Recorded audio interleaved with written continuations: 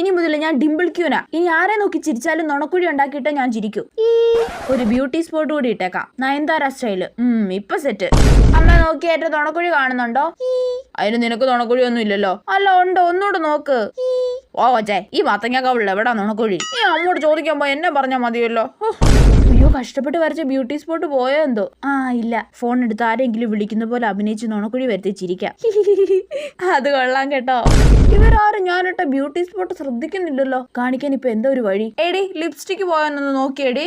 നിന്റെ ചുണ്ടിന്റെ മുകളിൽ എന്തോ പറ്റിയിരിക്കുന്നു, തുടച്ചോളാ. ചുണ്ടിന്റെ മുകളിലോ? ഓ അതെന്റെ മറുകല്ലേടി. അതിന് നിനക്ക് അവിടെ മറുകൊന്നും ഇല്ലായിരുന്നല്ലോ. ഓടി, എനിക്ക് പണ്ടേ അവിടെ ബ്യൂട്ടി സ്പോട്ട് ഉണ്ട്. ഓ, ഞാൻ ശ്രദ്ധിച്ചിട്ടില്ല.